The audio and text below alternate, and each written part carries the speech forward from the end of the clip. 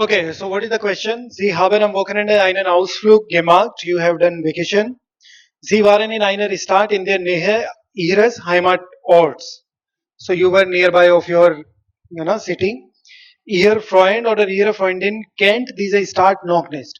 And your friend still doesn't know about the city. Sie erzählen ihm oder ihr davon. So you have to explain her or him. Beschreiben Sie, wo waren Sie und wie ist die Stadt? And you have to describe how was the city. Begründen Sie, wie war der Ausflug? Warum hat es Ihnen gefallen? Why have you liked it? Empfehlen Sie Ihrem Freund oder Ihrer Freundin, diese Stadt zu besuchen. Schreiben Sie eine E-Mail circa 80 Wörter. Yes, you need to recommend. So what is the email?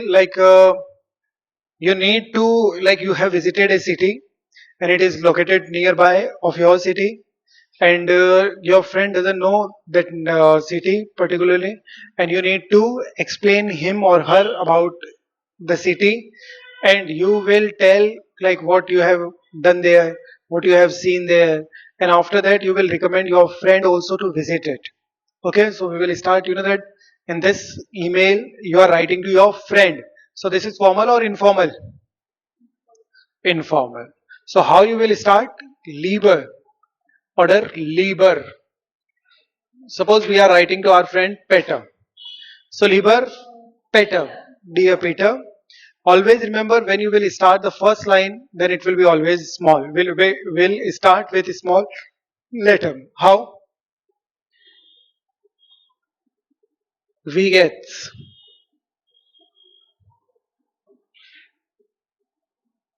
Wie geht's? Ich hoffe. You can add on this also. Ich hoffe, dass es dir gut geht. Ich hoffe, dass es dir gut geht. I hope that you are feeling good or you are good. Weißt du,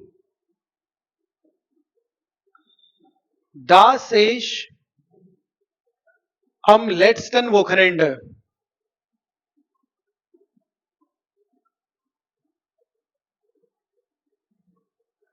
einen Ausflug in einer schönen Stadt in der Nähe, also unseres Heimatorts gemacht habe. As you can see, यहाँ पे जो मैंने sentence लिखा है, देखो गोइथे जो है या फिर कोई भी एग्जाम है, वो आपको है ना, वो आपकी सारी चीजों को देखना चाहता है ना। तो गोइथे अलग से आपका कोई ग्रामर का एग्जाम लेता है। टेल के एग्जाम में आपकी ग्रामर रहती है, बट इस एग्जाम में आपकी कोई ग्रामर नहीं रहती। तो यानी एग्जामिनर के पास टू ही पॉइंट्स है जिनके थ्रू वो आपकी ग्रामर को भी कैच करने की कोशिश करता है। एक तो है राइटिंग और एक है आपकी स्पीकिंग। उन्हीं के थ्रू वो लोग चेक करते हैं कि आप ग्रामर को, और ज्यादा से ज्यादा ग्रामर देखी जाती है राइटिंग के अंदर। स्पीकिंग में तो चलो ठीक है, थोड़ा कॉम्प्लिकेटेड हो जाता है, तो it is not easy to like speak at the same time grammar and take care of grammar and speak everything correctly, तो that is something difficult. But writing के अंदर you have enough time, so you can think about it, you can write, think about and you can write. So that's why they say कि we will see your grammar through writing. Writing में आपकी grammar थोड़ी अच्छी होनी चाहिए, and especially if you are appearing for B1 और B2, up to date होनी चाहिए। ऐसा नहीं कि करेक्टर्स की बहुत सारी मिस्टेक्स हो रही है, पास्ट में मिस्टेक हो रही है, आपके जो भी आर्टिकल्स है उनमें बहुत ज्यादा मिस्टेक हो रही है। दो चार बार आर्टिकल में मिस्टेक हो गई, it is okay, but many times you are doing wrong articles, wrong possessive pronouns endings, तो इसका मतलब है कि बच्चे को up to the level B1 और B2 नॉलेज नहीं है, और है भी तो वो यहां पे नहीं कर पा रहा। उस वजह से बच्चे ज्यादा फेल हो जाते हैं राइटिंग के अंदर। वो फिर कहते हैं कि हमने अच्छा लिखा था, हमने पूरा 80 वर्ड्स थे तो 100 वर्ड्स लिखे या 80 लिखे, फिर भी हम फेल हो गए, तो उसके पीछे ये सारे रीजंस होते हैं कि आप अप टू द मार्क नहीं आ पाते हो। तो यहां पे आप देख सकते हो कि मैंने जब ये सेंटेंस स्टार्ट किया वाइस डू, और यहां से लेके ये पूरा एक सेंटेंस है और उसके अंदर मैंने एज मच एज पॉसिबल जो भी इंफॉर्मेशन है वो एड ऑन कर दी सारी। कैसे? Vice do, das ich am letzten Wochenende, timing I added here, what we done, einen Ausflug we have done, place also I added here, in einer schönen Stadt, in a beautiful city, kaha, in their Nähe, unseres Heimatorts, and I added genitive also, in the nearby of our city. Why again and again phone? Because genitive आपके B1 का syllabus है, तो B1 का syllabus उन्हें दिखाओ कि you know these things. तो अब इनके अंदर क्या मिस्टेक होगी बच्चे की? पहली बात तो इतने लेंथी सेंटेंस के अंदर सब्जेक्ट को, बच्चे को ये नहीं समझ में आ रहा सब्जेक्ट क्या है, ऑब्जेक्ट क्या है, ये सब मैं बताता हूं आपको। इश तो सबको समझ में आता है, सब्जेक्ट सबको पता चलते हैं, ये सब्जेक्ट हो गया। लेट्स देन वोकनेंड, तो एक प्रिपोजिशन है, उसके साथ आप यहां पर हमेशा लगाते हो। वीकडेज के साथ में और वीकेंड के साथ आप हमेशा लगाते हो। एक मेरी बात हमेशा ध्यान रखना, जो भी गेनेटिव प्रिपोजिशंस, गेनेटिव केस और डाटिव प्रिपोजिशंस या डाटिव केस जब भी आ जाता है, तो जो भी आपके एडजेक्टिव्स आते हैं उनके साथ हमेशा ईएन एंडिंग आती है, ऑलवेज ईएन एंडिंग। लेट्सन वोकनेंड, कॉमेंडन वोकनेंड, हमेशा ऐसा आएगा। यहां और देख लो, इन डाटिव प्रिपोजिशन है, आर्टिकल भले ही आइनर लिखा हुआ है, बट जो हमारा यहां पे एडजेक्टिव लगा हुआ है, तो एडजेक्टिव की एंडिंग क्या लगी हुई है? ईएन। आप खुद सोचो कितनी जगह पे आप डाटिव प्रिपोजिशन का यूज करोगे, और क्या पता वहां पे आप अच्छे अच्छे एडजेक्टिव्स यूज करोगे। तो अगर बार बार आप शॉन, ये वो, इंटरेस्टेंट, ये सब भी लिख रहे हो और उनमें एंडिंग ऐड नहीं कर रहे हो, तो बहुत सारी मिस्टेक्स कवर अप होगी। और अगर ये चीजें आप करोगे तो एग्जामिनर को लगेगा कि नहीं, बच्चे को नॉलेज है इन चीजों की। तो हमने क्या कर दिया, इन आइनर शोनन, शोनन में ईएन, शॉन में ईएन एंडिंग क्यों लगी? बिकॉज ऑफ डाटिव है। और वो इसमें लेट्सन में क्यों लगी? बिकॉज ऑफ डाटिव, इससे पहले प्रिपोजिशन है। einen Ausflug जो है, that is object, we have done what? excursion। so वो ऑब्जेक्ट है, और ऑब्जेक्ट कितने हैं? एक ऑब्जेक्ट है, और एक ऑब्जेक्ट होता है तो क्या आता है? एक्यूजेटिव। Ausflug आपको भी पता है, आप एग्जाम में बैठे हो तो फेमिनिन तो नहीं हो सकता, उसके अलग ही एंडिंग्स है फेमिनिन की पर्टिकुलरली। सो आपको पता चल गया कि यहाँ पे हम मेस्कुलिन को टारगेट करते हैं, और वैसे Ausflug का आर्टिकल मेल होता है, देयर है। तो आपने कर दिया einen Ausflug, कहां पे? इन आइनर शोनन स्टार्ट, इन देयर ने है।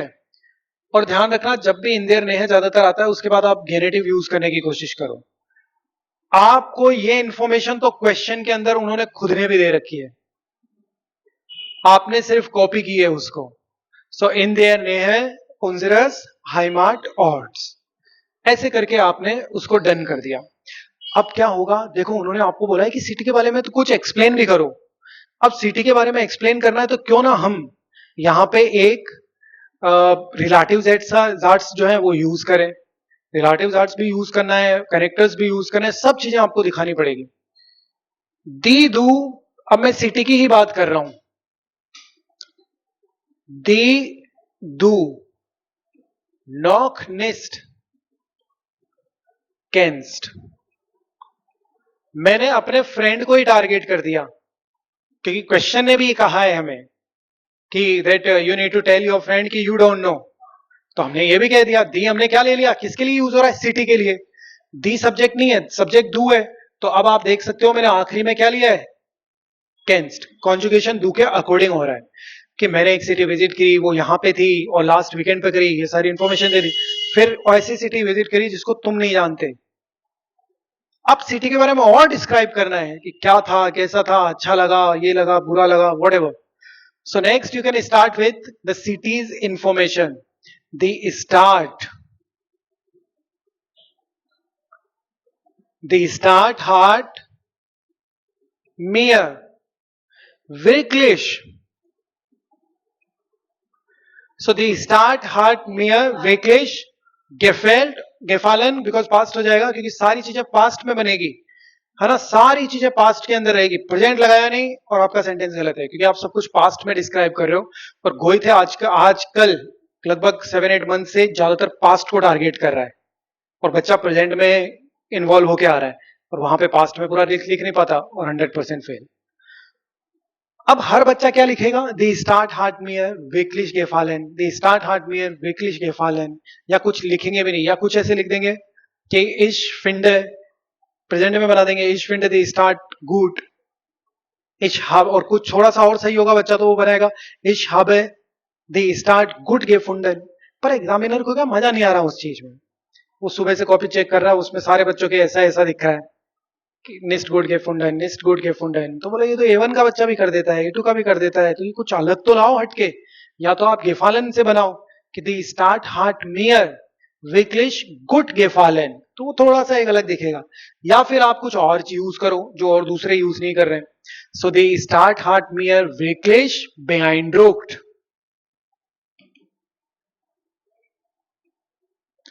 अलग वर्ड आ गया, तो इससे एग्जामिनर की अटेंशन जाएगी कि अरे नहीं, इस बच्चे ने कुछ अलग लिखा है। बेआइंड्रुक्ट, बेआइंड्रुक्ट का मतलब क्या हो गया, एक तरीके से इंप्रेसिव होना, उसका इंप्रेशन था मेरे ऊपर सिटी का। सो दी स्टार्ट हार्ट मियर बेआइंड्रुक्ट। अब आपको सिटी की और डिटेल देनी पड़ेगी, क्या नाम है, कहां थी, है ना, वो तो बताई दिया आपने। दी start heist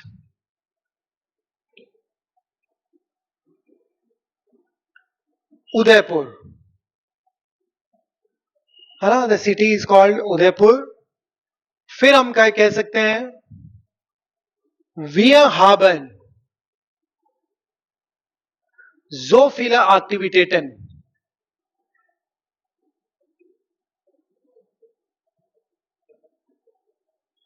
Wir haben so viele Aktivitäten durch die Stadt gemacht. या तो ये कर दो, through the city we have done a lot of activities, या फिर आप कह सकते हो Wir haben eine aufregende Führung durch die Stadt gemacht. इन दोनों में से कोई भी लाइन, है ना, aufregende Führung, eine aufregende Führung, Führung bedeutet like you are traveled the city, through the city, है ना, so wir haben eine aufregende Führung durch die Stadt gemacht. Am Abend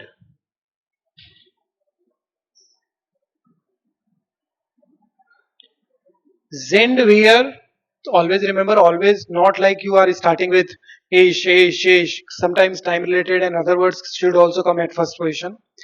Am Abend sind wir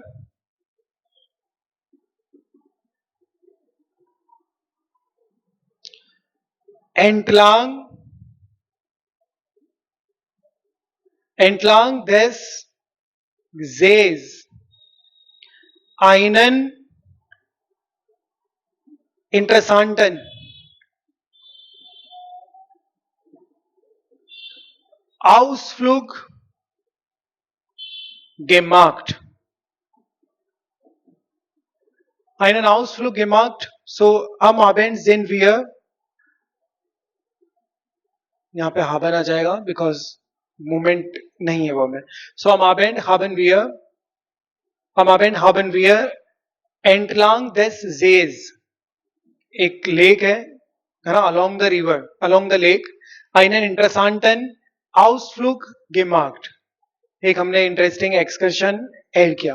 तो इन तीनों में से जो भी लाइनें आपको रहे वो ऐड ऑन कर सकते हो आप. शिफ राइज gemacht, है ना, इन उदयपुर शिप राइज भी है, तो ये सारी चीजें ऐड करने के बाद में फिर आप कह सकते हो, यहां पे भी आप एक रिलेटिव्स आर्ट्स ऐड कर सकते हो. देयर किसके लिए, एक जे के लिए. There durch die Stadt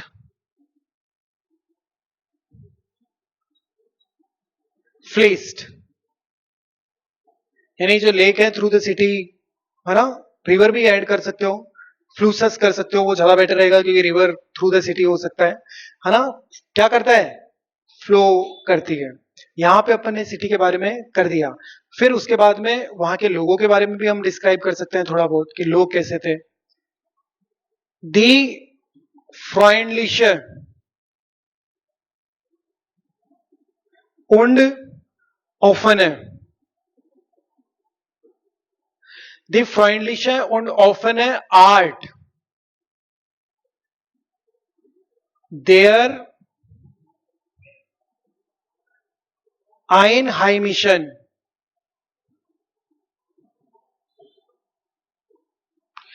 What is this Einheimischen? Einheimischen bedeutet like natives, वहां जो लोग रह रहे हैं उनको बोल रहे हैं. So die freundliche und offene Art der Einheimischen hat mir sehr gut gefallen. यानी कि जो वहां के लोग थे, उनकी हॉस्पिटैलिटी, उन लोगों का open friendly and open behaviour मुझे बहुत ही अच्छा लगा, है ना। एस फ्यूल्ट मियर, और ऐड कर सकते हैं, एस फ्यूल्ट मियर MIR, एस फ्यूल्ट मियर जो क्या I was feeling like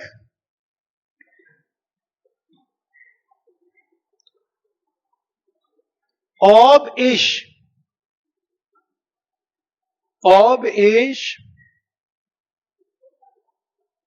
auch ein Teil ihrer Gesellschaft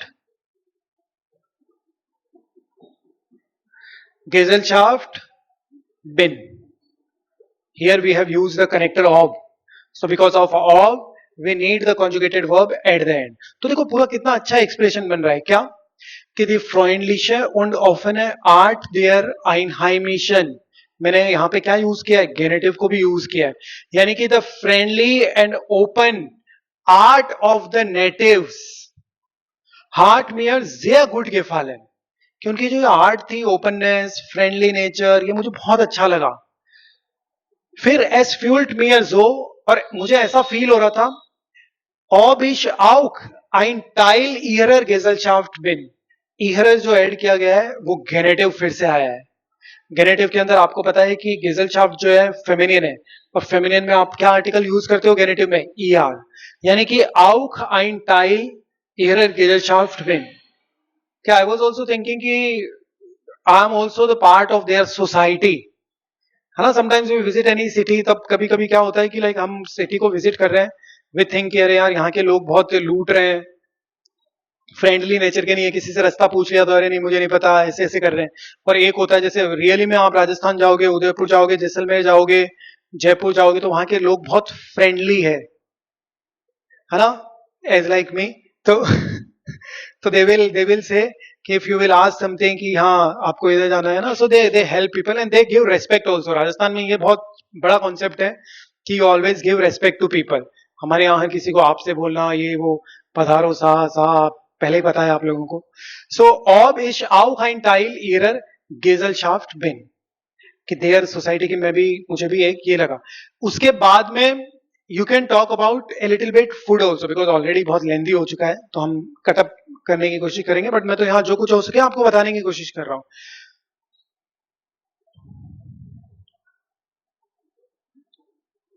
next one, the स्पेशलिटेटन.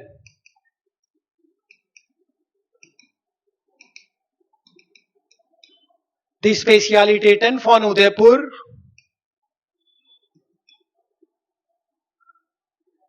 habe ich auch bewundert. कि the specialties of Udaipur, है ना, Udaipur, the Spezialitäten, or the Essen Spezialitäten, है ना, you can add on here Essen also. So the Essen Spezialitäten oder die also berühmte, diese Gerichte means like dishes, है ना. So von Udaipur hat mir, habe ich auch bewundert, कि वहां पे कुछ ऐसी ऐसी चीज थी, so I liked them. Next one you can add on. अब आप टारगेट करोगे कौन से पॉइंट का, थर्ड पॉइंट का, कि आप अपने फ्रेंड को टारगेट कर रहे हो, you should also visit it, है ना. इश soll dir auch diese Stadt einmal empfehlen? कि once I can also या I should also recommend you the city, कि तुम भी एक बार जाके इसको विजिट करो, है ना. So ich soll dir auch diese Stadt einmal empfehlen. और ऐड करना चाहे तो when du etwas Neues entdecken, entdecken means to discover, if you would like to discover something new, so when du etwas Neues entdecken möchtest, एंडर, ऐसे करके कर सकते हो. और लेंथी बनाना चाहो तो then you can talk about कि wie wäre es wenn wir zusammentreffen, dann erzähle ich dir noch von meinen Ausflug von Udaipur, है ना. वो फॉर ऑल लेंथी हो जाएगा, तो उसमें हमारे पास लिमिट भी है, वर्ड लिमिट भी है, तो उसको भी ध्यान रखना है. और आखिरी में क्या कर दोगे, viele Grüße. और you can add on also कि ich freue mich auf deine Antwort, I am looking forward to your answer. वो तो फिर बहुत सारे रूल्स हैं कि आप अगर लेंदी करना चाहते हो तो ऐसे लेंदी भी कर सकते हो, तो आपको ऐसे करके करना होगा.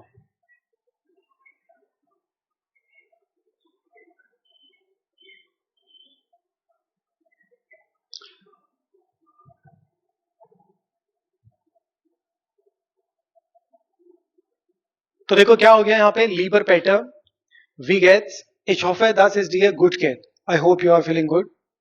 Weißt du, dass ich am letzten Wochenende einen Ausflug in einer schönen Stadt in der Nähe unseres Heimatorts gemacht habe. तो यहां तक पूरा क्लियर कट सारा सब कुछ एड ऑन हो गया उसके अंदर. दी, अब उसी को रिलेटिव जेट्स के साथ आप एक्सप्लेन कर रहे हो. दी दू नॉक निस्ट केंस the city that I did my excursion, you didn't know. दी स्टार्ट हार्ट मियर विकलिश बेआइंडरुक्ट, उसने मुझे इम्प्रेस किया बहुत ज्यादा. Die Stadt heißt Udaipur. Wir haben so viele Aktivitäten durch die Stadt gemacht.